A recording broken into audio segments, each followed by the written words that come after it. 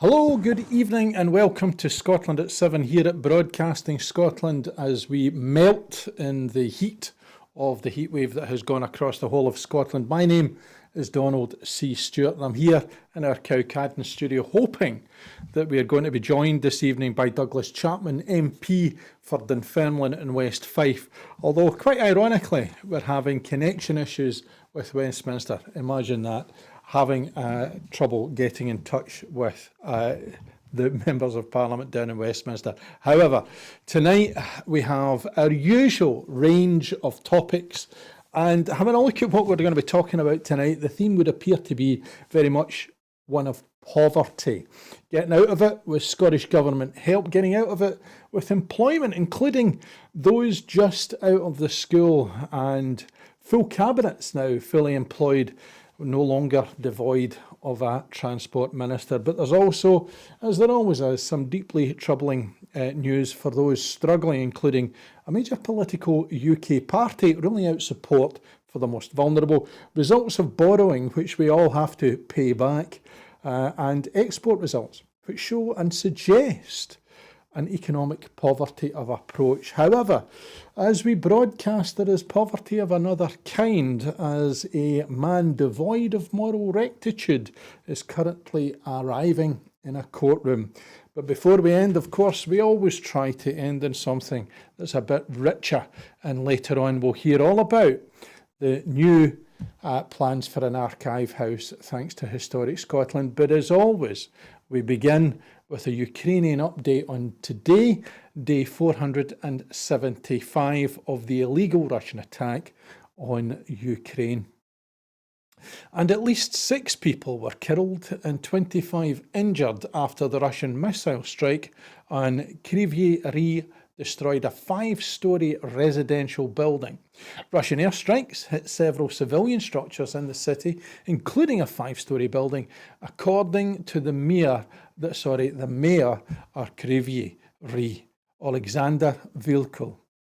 Deputy Defence Minister of Ukraine, Hanna Maliya, has reported small incremental advances for Ukrainian forces near Bakhmut and Toretsk. She said in a message on Telegram that Ukraine had advanced 250 metres in the direction of Bakhmut in the area of the Berkiv Reservoir and 200 metres in the Toretsk direction. She also claimed that 3 square kilometres of territory had been captured in the Berdyansk direction. Russia's Defence Ministry has released video footage of what it claims were German-made Leopard tanks and US-made Bradley fighting vehicles captured by Russian forces in a battle with the Ukrainians. 41 people are still missing in the floods caused by the collapse of the Kakhovka Dam, while the death toll now stands at 10, Ukrainian officials have reported. Regional head Alexander Prokudin reports that there are currently 3,600 houses in no less than 31 settlements that remain flooded on the Ukraine-controlled right bank of the Dnipro.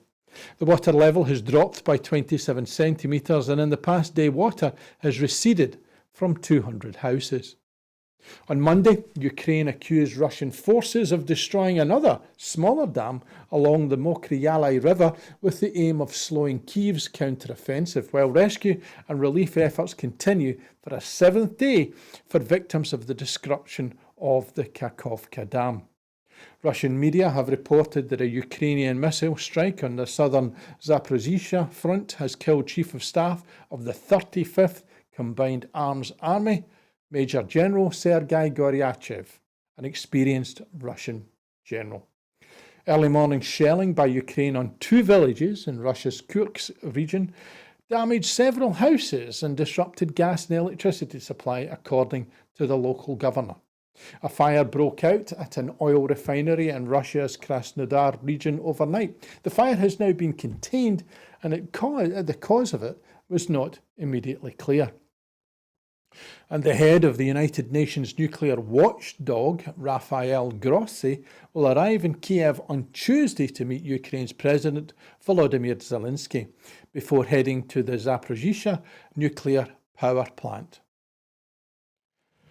So as we look on to news closer to home, we have Scottish Government have published a report on child poverty today with it's been estimated, that 90,000 fewer children will live in relative and absolute poverty this year as a result of 90,000 fewer children will live in relative and absolute poverty this year as a result of Scottish Government policies.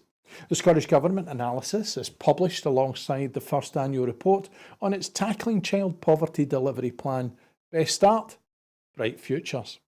The report sets out progress made on the 4-year plan, including that an estimated £3.03 billion was invested across a range of programmes targeted at low-income households in 2022-23, with £1.25 billion directly benefiting children. These figures represent an increase of £430 million and £150 million, respectively, compared with the previous financial year. As a result of that spending, poverty levels this year will be 9 percentage points lower than they would otherwise have been. The report also details key actions to help households and address the 3 main drivers of poverty, that's income from employment, cost of living, and income from social security and from benefits. These include almost £83 million to help deliver employability support, introducing a rent cap to help protect tenants during the cost of living crisis, and providing over £84 million to support housing costs, whilst increasing the Scottish Child Payment by 150% and expanding it to all eligible children under the age of 16. Social Justice Secretary Shirley Ann Somerville has said, "The report demonstrates that we are preventing children falling into poverty and lifting people out of it. This year, 90,000 fewer children will live in poverty as a result of the concerted actions and focus we are providing, including lifting an estimated 50,000 children out of hardship through the Scottish Child Payment. We are focused on driving forward action at the pace and scale required, and the investment of around £3 billion in a range of programmes, with £1.25 billion directly benefiting children, demonstrates our commitment to taking action." By March this year, 303,000 children were receiving the Scottish Child Payment. Having increased the payment by 150% and by extending it to eligible children under 16, we are providing vital financial support to families worth £1,300 a year. At the First Minister's Anti-Poverty Summit in May, our stakeholders, partners and people who have experienced poverty backed the approach we are taking. We will continue to do everything we can within the scope of our limited powers and fixed budget to help give more children the start in life they deserve. But it is only with the full economic and fiscal powers of an independent nation that ministers can use all levers other governments have to tackle poverty and inequalities. And moving on to labour market statistics for February to April 2023, they published today, show an increase in the economic engagement of people within Scotland. The latest quarterly Scottish Government workforce information statistics have been published today by Scotland's Chief Statistician, covering the number of workers, staff sickness rates and the diversity of staff up to the most recent quarter, ending March 2023. These statistics show that at the end of March 2023, there were almost 9,000 full-time equivalent directly employed staff, an increase in last year's figure of just under 8,500, that's 3.6% at the end of March 2022. The percentage of directly employed staff in permanent, 99%, and temporary, 1% categories, was similar to last year, although there was an increase of 1% in those who were permanent and a decrease of 1% as a result of those who were temporarily employed. So there is a change in terms of those who are economically active from being in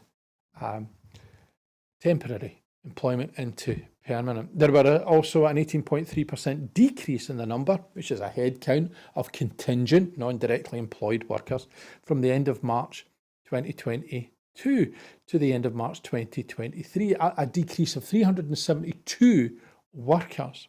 Staff sickness level was 8.1 average working days lost per staff year in the 12-month period ending March 2023, compared with 7.3 for the previous comparative time, which was the previous year up to March 2022. That's a loss of 3.6% of working days in the 12-month period just passed. Just over half, 56.5% of the workforce were female, compared to 43.5% being male. The proportion of female staff is higher than the same period last year, a 0.4% increase. At the end of March 2023, the majority of staff were aged between 30 and 59, broken down with those in their 30s, 27.4%, those in their 40s, 26.2%, a slight decrease, those in their 50s, 23%, coming down again, 17% were aged 16 to 29, and 6.4% aged 60 or over. Commenting on these statistics and the report, Wellbeing Economy Secretary Neil Gray was heard to say the continued near record unemployment rates for those aged 16 and over across Scotland and for men aged 16 and over are welcome. However, the economic outlook, he warned, remains challenging, particularly with the ongoing cost of living crisis. Professor Stewart McIntyre of the well-respected Fraser of Allender Institute said the significant decline in the employment rate and the associated increase in economic inactivity in the latest data for Scotland suggests that the labour market is weakening in the face of a set of pressing economic challenges. The latest UK-wide data show that a big driver of economic inactivity continues to be sickness, preventing people from participating in the labour market. And the data we have for Scotland paint a similar picture. This underlines the importance of considering wider societal challenges alongside economic conditions, and in particular, the importance of improving population health in supporting economic progress and well-being. And I am told that I am delighted to be joined now by Douglas Chapman, MP for Dunfermline and West Fife. Way down in Westminster, I was joking earlier on, Douglas, that far be it unusual to find the connection between us and Westminster a difficult one. But welcome to the programme. Thanks very much. I think I don't know what you've been saying, but obviously you've been an absolute trooper in trying to keep things on the road until I get to get a Wi-Fi signal. But hopefully you can hear me loud and clear now, and we can make some progress. Well, what I was talking about is the sort of figures that have come out this year in terms of the support being given, particularly by the Scottish Government, dealing with the cost of living crisis. But what I'm going to do is I'm going to take the next report, which I think is massively important, particularly, Douglas, given that you're down in Westminster, which is that the Labour Party have ruled out universal childcare for young children in England. Labour ruling out offering universal free childcare for children over 9 months old, but is considering a means-tested offer as the party strives to prove its fiscal credibility, according to media reports. Bridget Phillipson, the Shadow Education Secretary, told the Sunday Times earlier this year that Labour would guarantee childcare from the end of parental leave until the end of primary school, saying her reforms would resemble the birth of the National Health Service. But shadow ministers are now exploring options that backbenchers warn will fall short of that ambition. Instead of offering free or very cheap childcare to every family with a child over 9 months old, Labour is looking at giving more support for poorer families while tapering it off for those in higher incomes. Labour officials are working on their plans even as the party's leadership tries to reduce spending commitments in an attempt to ward off attacks about the party's tax and spend policies. This is clearly in contrast to Scotland, where families of more than 83,200 children are saving around £5,000 per eligible child per year, thanks to the Scottish Government's early learning and childcare offer. And Douglas, I suppose the issue there in terms of what the Shadow Education Secretary is saying down in Westminster and the impact that it might have upon the Labour Party's offer in any election. I know that sometimes it used to be if America sneezed, Britain caught cold. Is there a parallel here in that what we see happening in the Labour Party in England is potentially something that the Labour Party in Scotland might have to get on board with and not provide the fillip that the Labour Party in England would be hoping for in order to become the next government? Well, I think this is really very much in the Labour Party playbook at the moment. They certainly seem to be trying to ape some of the activities that you would normally expect from a Conservative government. And, I think between my 8 years here as an MP, which in my book is far too long in terms of, what we need to do in terms of Scotland. I also spent 8 years in Fife as a councillor, dealing with mainly education and children's services. And, all the information we had at that time was that the earlier you can intervene and give people support, then the more chances that a child will have of having a successful life, a prosperous life, and so on. So I think I know you've gone on the political point of, what does it mean for Labour? But I think we're going to get a lot of this. I think, we're going to have at the next election, a Labour Party that's not really going to look like what we would think of being a Labour Party in Scotland. And, I think it'll take on a lot of the clothes, if you like, of more of a Conservative Party, because at the end of the day, the Labour Party need to win that key vote in Middle England. They need to convince normally fairly Conservatives with a small c, people who gave their supports, for example, to Tony Blair in 1997. They need to try and rehash and redesign their policies so it actually appeals to people in Middle England. And really, I'll be honest with you, I think Labour have sort of given up on Scotland a while ago. And unless they change their stance on the independence issue, on the constitutional issue, then it really doesn't matter what they're putting on the table. I think you'll get a constant stream of policies being brought forward south of the border. But what will happen is that Sarwar will need to keep cycling backwards to try and sort of make it acceptable for a Scottish audience. And I think that's a very difficult trick to pull off if you can manage it at all. Indeed, and he doesn't seem to have that many tricks in his box. I think he probably has to go back to Tam Shepherd's joke shop in the centre of Glasgow to find a few more, because there's the worry, isn't there, that what's happening here is the Labour Party are potentially sacrificing their principles in order to attract a vote within Middle England that is nowhere near the like of the solid Labour Party voter of the 70s, of the 80s in Scotland. And that what people are going to be left with in England is a very clear, stark choice. But people in Scotland are going to have an even easier time of it. Mm-hmm. Yeah, absolutely. And I think the other issue is that at the moment, we're seeing quite a diverse set of polls coming out where Labour are constantly being up in the high 40s or whatever, and maybe the Conservatives down in 25-26% polls. So I consider that, I think that these numbers will shorten as the time goes on and we get nearer a general election. But the only thing that Labour really have in their toolbox at the moment is they're no the Tories. And, I think they need to have an offer that attracts that Middle England vote to say, well, we're not the Tories,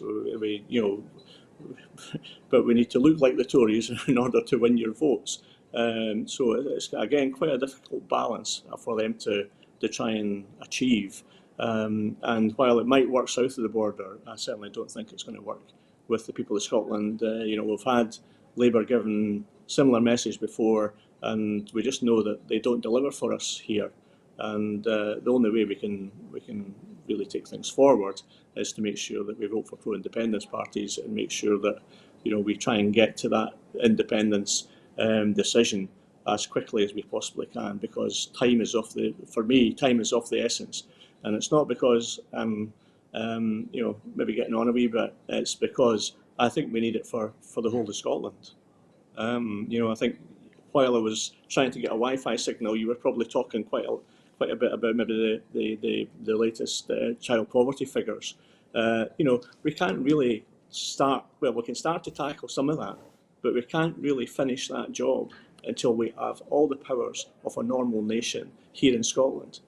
The £80 billion that is going to be taken out of the North Sea, oil and gas, over the next 5 years, all that is going to end up in the Treasury. And irrespective of what your views are on the environment, or not taking, closing down gas fields or oil fields, whatever happens, that money is still going to end up in the Treasury.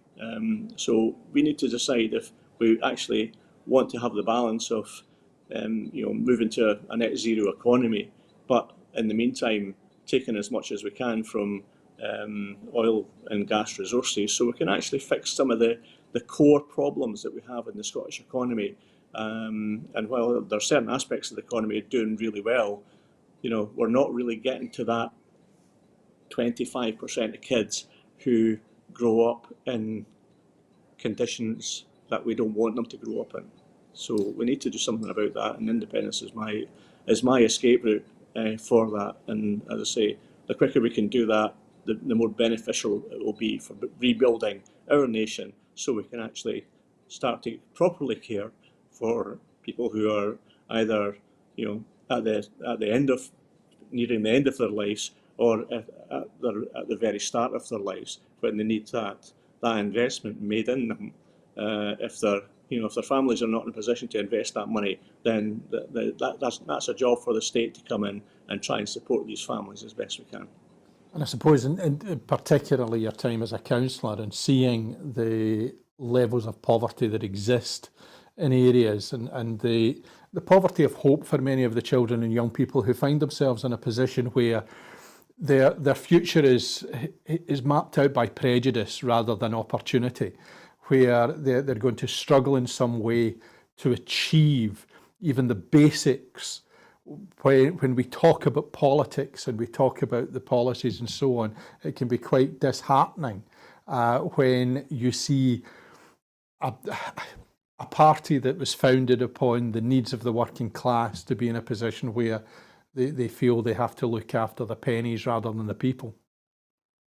Yeah, absolutely. And I was at a meeting yesterday, and we launched that. I've just got one of the copies of the report here. It's the next steps in levelling up the former coalfields. So if you're in Ayrshire or Lanarkshire and Fife and some parts of Midlothian, the Lothians, where coal mining was part and parcel of the economy. Everybody in my father's generation, if you didn't go into the pit, or you went to maybe and certainly in Fife you went to the dockyard or somewhere like that. So you had very clear sort of career options open to you.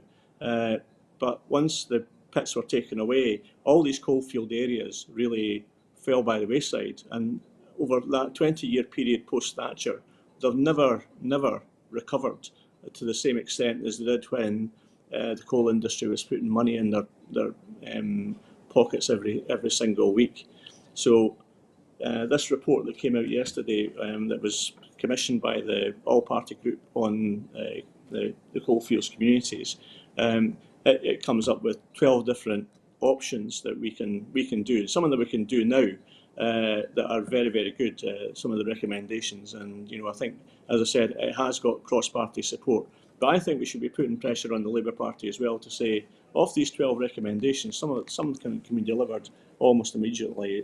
For example, in terms of mine workers' pensions, then there's a huge amount of money contained in that currently sits with the Treasury.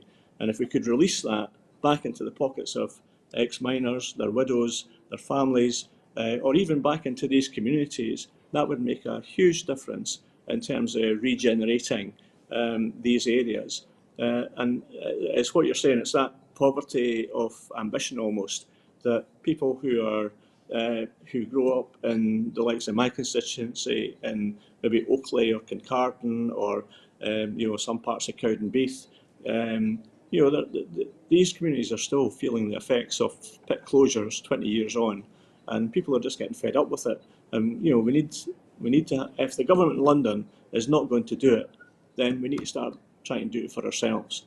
And again, for me, all these paths lead back to one solution, and it's whether we've got the guts to actually go ahead and take that decision and make more of our decisions here in Scotland, rather than giving the decision-making powers to places like this who can't even get a Wi-Fi signal. But that's another matter. And why are we spending or giving so much away to the London Treasury? These are the questions we need to ask, and we need to have them answered, because Scotland, even by going by the Bank of England latest pronouncement, prepare to be poorer. That's their mantra at the moment. They're saying that to every family in the country. I'm not prepared to be poorer. I'm not prepared to see kids in my constituency become poorer over their lifetimes. We should be working our socks off to make sure that our families, our kids, are brought up in the more prosperous conditions than they are at the moment. And there's things we can do now, but there's a lot more we can do once we're independent. Indeed, and talking of the Treasury brings us neatly on to the UK government borrowing costs, which today have been reported to be at a 15-year high, risen above the levels hit during Liz Truss's disastrous premiership after stronger than expected jobs and pay figures reinforced expectations that the Bank of England will raise interest rates next week. 2-year gilt yields, the interest rate in short-term UK government borrowing, increased by more than 0.2 percentage points to 4.83% on Tuesday, surpassing the level reached in the aftermath of Truss's ill-fated mini-budget. Yields are also the highest since the 2008 financial crisis. It comes after figures from the Office for National Statistics showed growth in average regular pay, excluding bonuses, strengthened to 7.2% in the 3 months to April, the highest level on record excluding the COVID pandemic.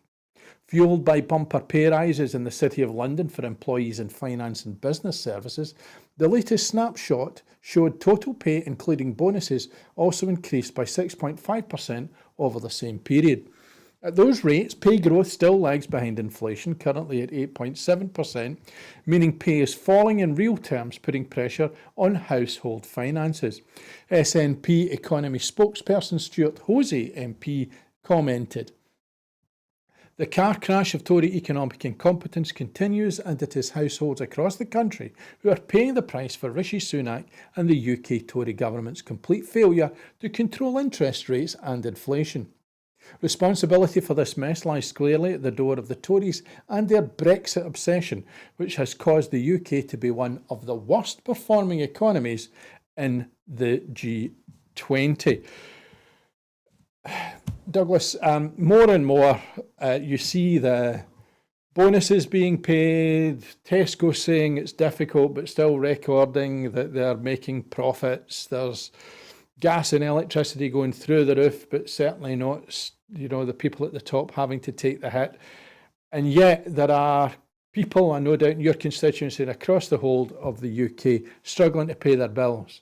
It just seems that the economic disparity of it all, everywhere you turn, seems to get bigger and bigger.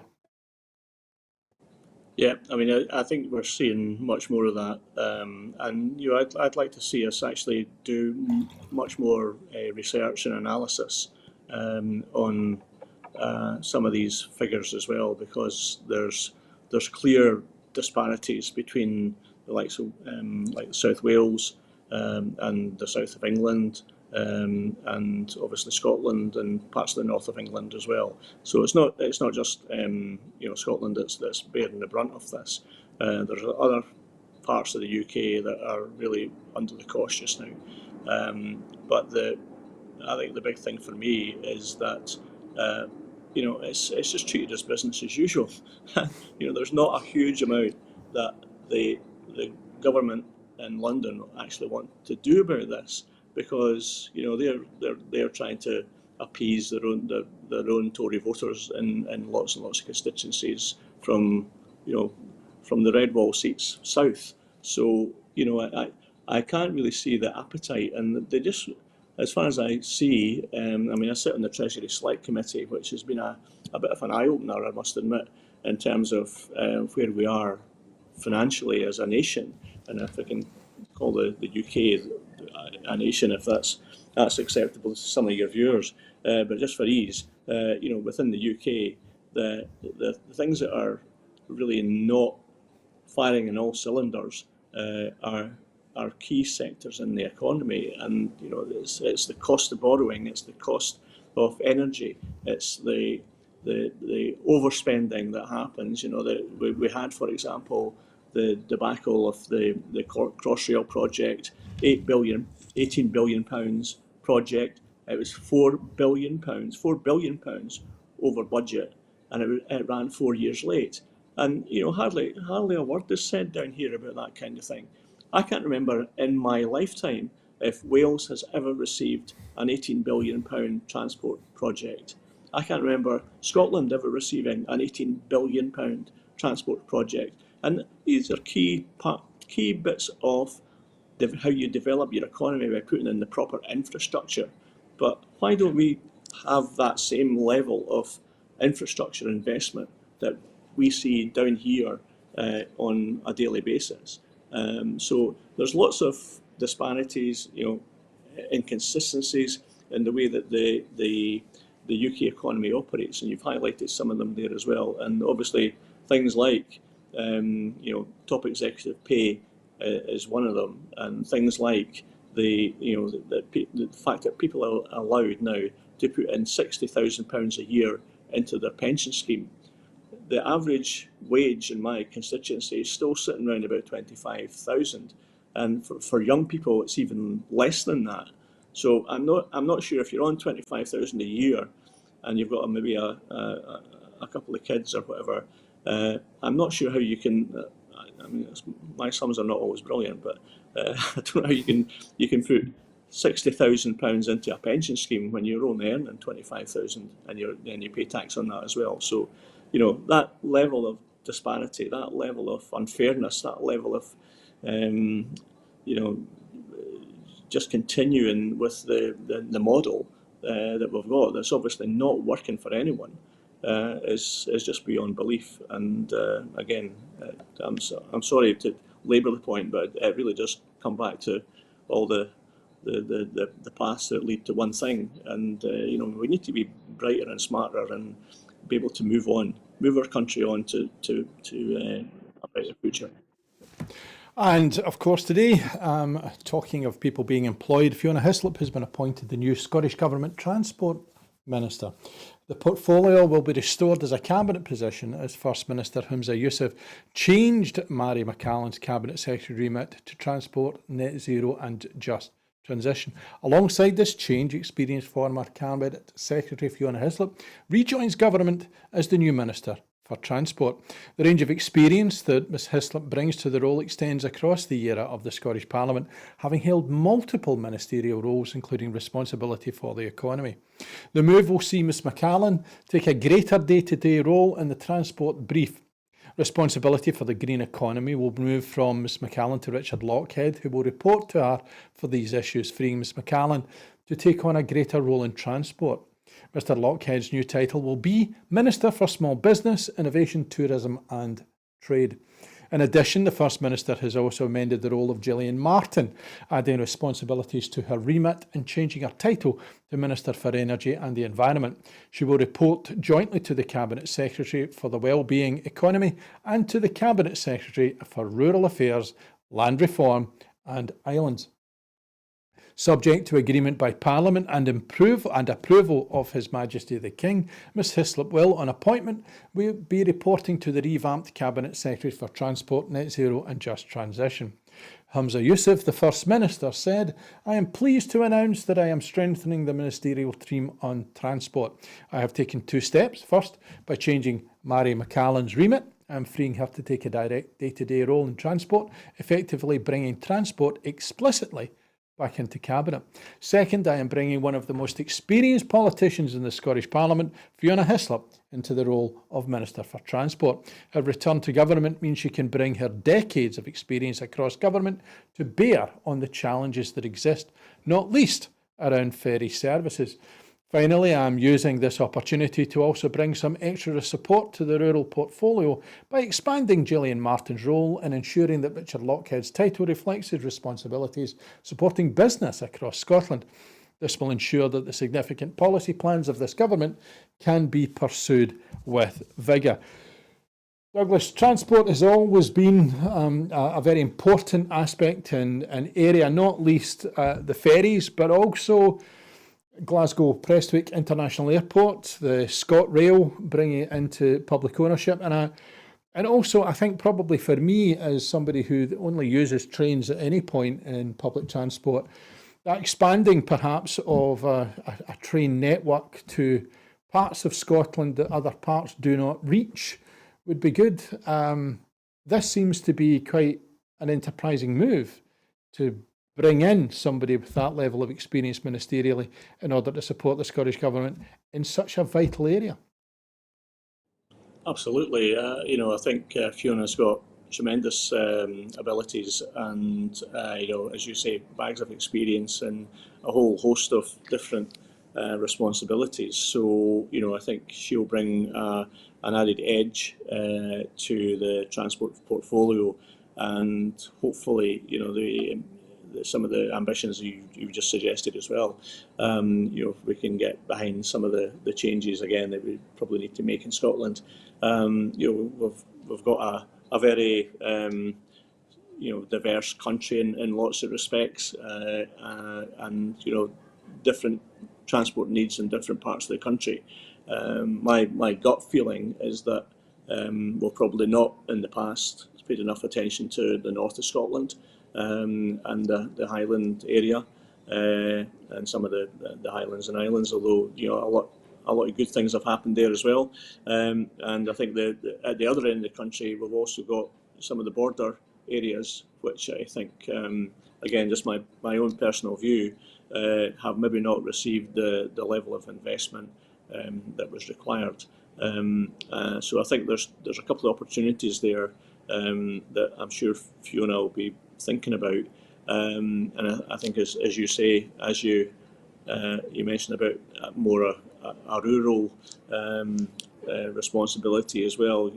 Again, that's in terms of having a card to go on a bus from one end of the country to another. If you're of a certain age, then great idea, but you actually need bus services as well to actually to allow people to move around much more efficiently. So there's I think Fiona's post bag, if you like, will be pretty much bulging at the moment with various things that are coming through. I just before we lost Kevin Stewart, I arranged to meet with him, or trying to get a date in the diary anyway, for the Rosyth to Europe ferry service, and he was very keen to meet at that stage. So again, just from a personal point of view, I hope that Fiona's of a similar mind, and we can have that meeting fairly soon, and make sure that we can make some progress in terms of some of the difficulties that we're experiencing with the likes of border force and border control post Brexit. I think a lot of people looked at that service and thought, well, we can just do what Ireland do, but you must remember that Ireland are part of the EU, and it's a fairly seamless trade route from the Southern Ireland ports into northern France, for example. Whereas some of the difficulties we've experienced with setting up the Rosyth to Europe route has been around checks and cost of moving goods in and out of port and so on, and all the difficulties associated with that. So some of the issues are Brexit related, but there's also some of the issues we'd like Fiona to tackle are just giving the Scottish Government or from the Scottish Government a bit of thumbs up to say, yeah, we're behind this as well, and we'd like to see it happen sooner rather than later. Well, Rosyth into Europe brings us neatly from trying to get to the internal market to the external market, as today UK exports in the last decade have been reported as being worse than any G7 country apart from Japan. The United Kingdom has endured the worst exports record of any member of the G7 besides Japan over the last decade, according to a new analysis that will raise pressure on the government to reconsider its post-Brexit trade deal with the EU. As most of the world's other major 7 economies have rebounded from the pandemic, export growth has remained sluggish in the UK at a time when businesses trading with the EU faced extra red tape and costs as a result of the country leaving the bloc. Figures from the United Nations Conference on Trade and Development show that UK's goods and services exports had a value of £813 billion in 2012 and rose by just 6% to £862.6 billion by 2021. That compares with the double-digit increases enjoyed by Canada, France, Germany, Italy, and the US. The European Union's 27 member states as a whole enjoyed a 29.1% increase in the value of their exports in the same period.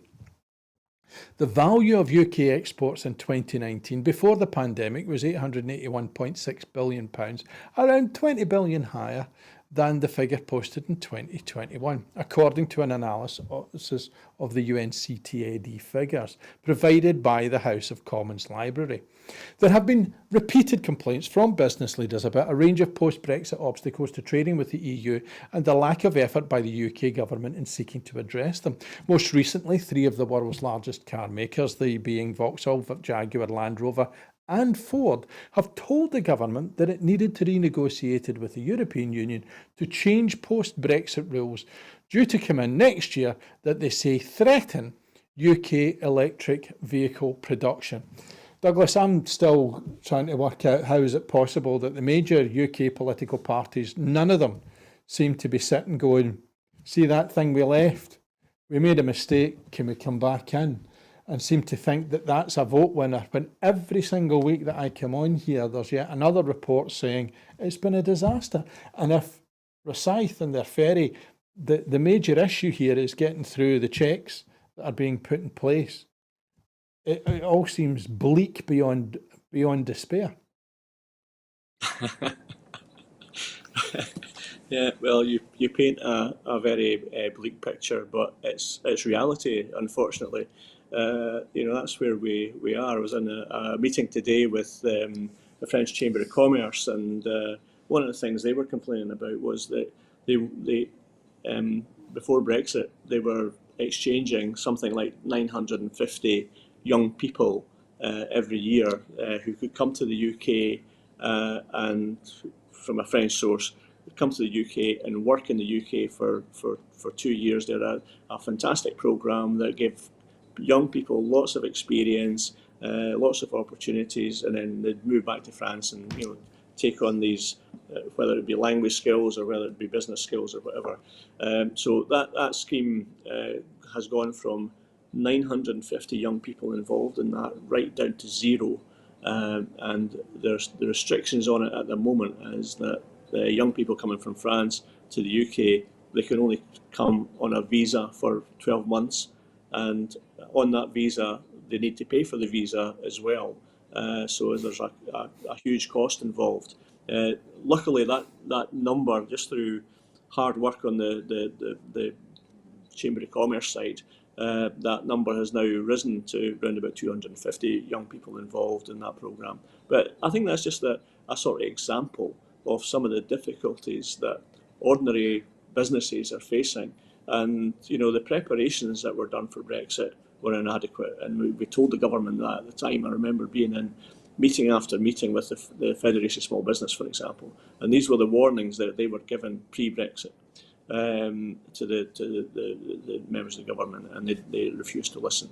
So, we're just taking on everything that we thought was going to go wrong after Brexit was applied, and we've been proved right, but it's not great for anyone who's exporting at the moment. It's just a total minefield, and things are not going to get any better for quite some considerable amount of time. But going by your last discussion point, just on the economy in general, but especially in terms of exports, which is your point in this one. We need that level of activity, that financial activity, that export activity, to actually survive as a country, and especially for Scotland. So we rely so much on things like seafood, food and drink, everything from whiskey to really complex sort of technical products and so on. So we are an exporting nation, but it's been hit hard by everything that's happened with Brexit, and it either makes life more difficult for exporters or it makes it more expensive. So either way, it's a lose-lose situation for a lot of companies in Scotland. And again, it's something that we need to get back into the markets, and we need to the European market, and we need to make sure that we've got the right to actually choose our own future by getting back into the EU. And I think, as you say, the majority of people in Scotland would think that has been just a totally normal thing to do, and worthwhile voting for if that's on the ballot paper. Indeed, and we go from something we would like to see return to something we'd like to see the back of, as Donald Trump is due to appear in court, indeed as we are broadcasting, on federal charges over classified documents at Mar-a-Lago. Ex-President Donald Trump is due to appear in court this very evening here, but afternoon in the United States, as he stands accused of illegally hoarding classified information. On Friday, the Justice Department Special Counsel Jack Smith unsealed an indictment charging Trump with no fewer than 37 felony counts relating to the willful retention of national defence information, conspiracy to commit obstruction, and false statements. In a 49-page indictment, it alleges that Trump intentionally retained hundreds of classified documents he took with him from the White House to Mar-a-Lago after leaving the White House in January 2021. The material was stashed haphazardly in a bathroom, ballroom, bedroom and storage room. It included material on nuclear programs, defence and weapons capabilities of the United States and foreign governments, and a Pentagon attack plan, the indictment says. Prosecutors said that if exposed, the information could have endangered members of the military, confidential human sources, and intelligence collection methods. The Justice Department's first prosecution of an ex-president concerns conduct that prosecutors say jeopardised national security and involves Espionage Act charges, carrying the threat of a significant prison sentence in the event of conviction. This afternoon's arraignment in Miami, Florida, comes with Trump leading the race for the Republican presidential nomination in 2024, potentially turning his bid for the White House into a battle to stay out of prison. As president, he could appoint favourable Justice Department officials or even seek to pardon himself. And at this moment in time, he is indeed being arraigned. Trump stayed at his Trump National Doral Golf Club in Miami last night before travelling in a motorcade to court this very day. On the advice of the Secret Service, he is expected to be driven into a concealed entrance, though he was able to wave at bypassers as he arrived. But he has avoided walking through the front door. Donald Trump has already been indicted, of course, in New York over hush money payments to an adult film star. His court appearance in April was a humbling experience, from having to sit meekly before a judge to the unwillingness of officers to hold a door open for him. Now he faces a repeat, but in far more serious charges. He is still scrambling to find a settled legal team after his lawyers on the case, Jim Trusty and John Rowley, resigned on Friday. Trump supporters are reportedly planning to load buses to head to Miami from other parts of Florida, raising concerns for law enforcement officials who are preparing for the potential of unrest around the courthouse. I don't know where to begin, Douglas. This is a pantomime built up as a farce in the context of a boil on the backside of humanity. It does seem that he has spectacularly been caught out, I believe, by a law he brought in order to catch Hillary Clinton, because she allegedly had emails. So now the petard is out there hoisting him by both his lugs, and he seems to. I almost can't wait to see the photograph, perhaps after he's had a shower, and we know what his hair actually is like. I'm really struck here as to what can be serious comment. Yeah, well, I think after the revelations of Boris Johnson at the weekend, what's been happening really couldn't happen to two nicer guys. I think that's the bottom line. It sounds like they're both goners, from my perspective, anyway.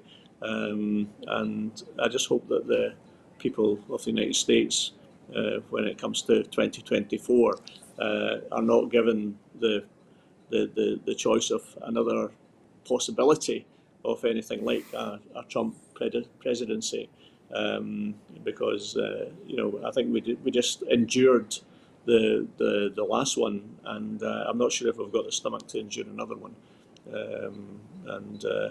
Let's hope that justice prevails, sanity prevails, and the prosecutors are strong enough in their beliefs to actually carry the case through as quickly as they possibly can. Indeed, and we go from hope. But yeah, sorry, it's not. No, not at all. No, it's as you say, it's he's very much brought it on himself, I think, and there should be no hiding place for him and his supporters, for that matter, who following the escapades that they got up to after the last election. I think America might be a better place if things are a bit more sedate for a while in that country. And fantastic country they is, but they really need to get things back on track.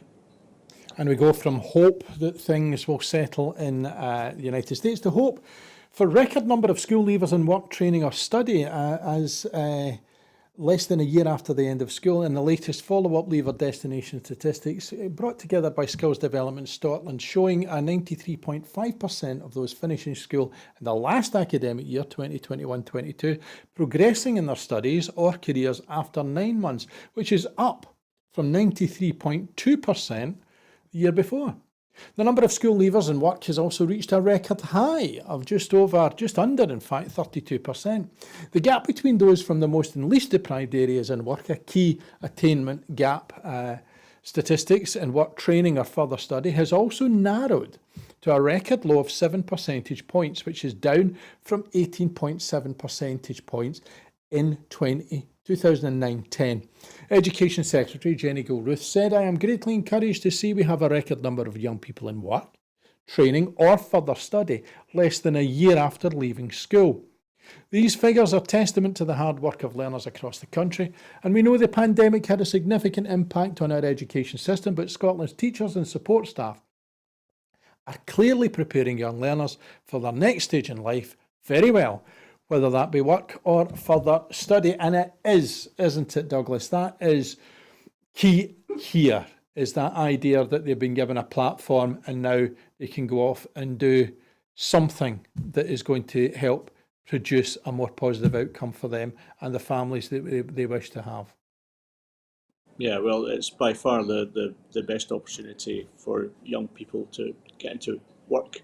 Either post-college or post-university, and what I think probably in Scotland we need to think a bit more about, and there was I've not had time to go through all the fine detail, but James Withers produced a really exciting report during the week, and I think he's looking for some substantial changes as well to improve matters even further, because I think there's a bigger opportunity to actually give people, young people, an even better start once they leave school, and actually prepare them in advance for what their next phase of their life might look like.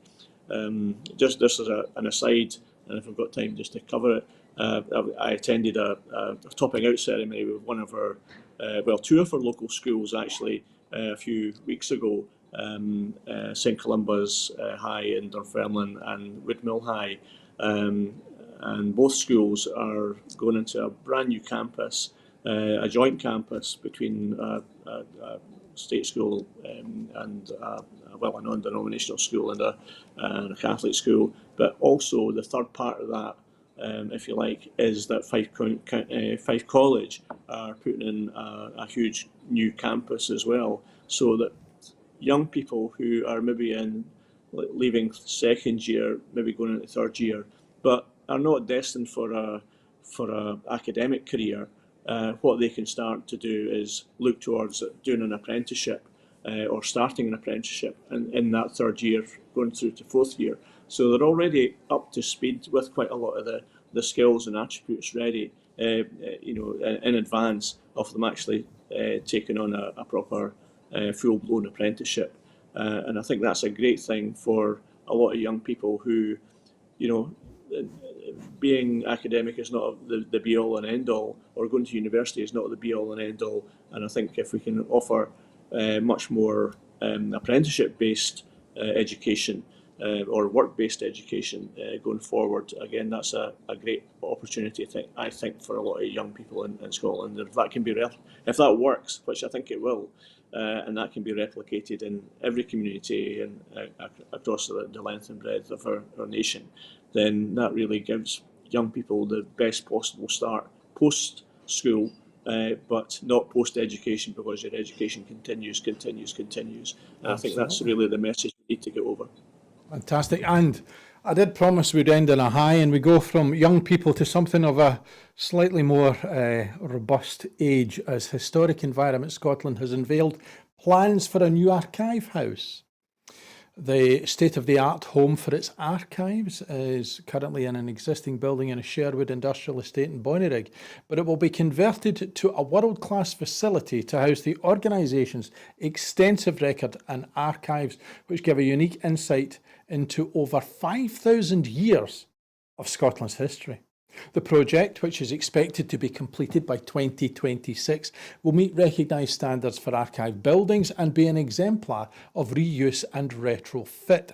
With overall project management by Gleeds Designs by Oberlanders and with specialist engineering input from Bureau Happold, the project aims to be the first public building to be designed implementing the new Scottish Government Net Zero Public Sector Building Standard. This takes into account not only the carbon emissions of the building while in use, but also the carbon emissions associated with the building materials and maintenance. Currently housed at John Sinclair House in Edinburgh and other locations across central Scotland, the HES Archive is home to the National Archaeological and Architectural Archive, holding over 3,500 different collections comprising drawings, photographs, documents, prints and tomes, stretching across 15 kilometres of shelving. The new archive facility will enable these collections to be protected to the highest standards. In 2026, the existing archive search room and library, which are open to the public, by the way, will also be moved out of John Sinclair House and into nearby Longmore House, HES headquarters. This will ensure that this national collection remains easily accessible for researchers and members of the public. The archive handles around 12,000 direct inquiries annually, while approximately 3 million users access the archive online each year. It is expected that with better accessibility, both online and in-person user numbers across Scotland's communities and beyond will increase. Work is already well underway to prepare the archive for its move, as archivists carry out the exhaustive task of listing, documenting, location coding and repackaging every single one of the approximately 6 million items held within the collection. And Douglas, I don't think either of us are eligible to be put in the National Archive quite yet, but it's that thing about the government building being net zero that is important for us all going forward. Yeah, definitely. I'm not ready to be archived just yet, but I think the net zero approach is obviously the right way to go. We've got tremendous ability in Scotland to generate lots and lots of our own energy, but also in terms of the built environment, we should be looking at making our homes, our public buildings, everything else that we have to use for new build and so on, make it as close to net zero as we possibly can. I think it's a good thing as well, just in terms of having lots of things such as that in one place. And I think there's that old phrase that to understand your future, you need to understand the past. So maybe it'll serve an additional purpose in helping us appreciate that as well. Indeed. And Douglas, we've come to the end of all of our items tonight, and thank you for your perseverance and indeed being able to join us despite the lack of modernity in the building in which you find yourself. Yeah. Thank you very much indeed. And, we're doing our best to try and modernise England, but I'd rather focus on Scotland and see what we can do here first. There's still a job of work to be done. Indeed, and as that is it for this evening here at Broadcasting Scotland, before I go, just want to remind you that here at Broadcasting Scotland, we depend on the generosity of you all, of our supporters. To everyone who has donated and to everyone who has signed up to make a regular monthly payment, thank you very much. We have made a commitment, a serious commitment, that our programmes will always be free to view. However, if you can afford £5 a month, please consider becoming a Broadcasting Scotland supporter. We have set ourselves an ambitious target of adding 10,000 new subscribers, which would enable us to employ staff to make more programmes. And if you're on social media and you have the opportunity to retweet or send out through whichever channel publicity relating to the programmes that we make here and what you've watched tonight, please consider so doing. The more people hear, the more feedback we get, the more opportunity there is, perhaps not to solve the problems of England, but at least to have the spotlight on Scotland. So from me, Donald C. Stewart, and everybody here at Broadcasting Scotland, it's good night and thank you for watching.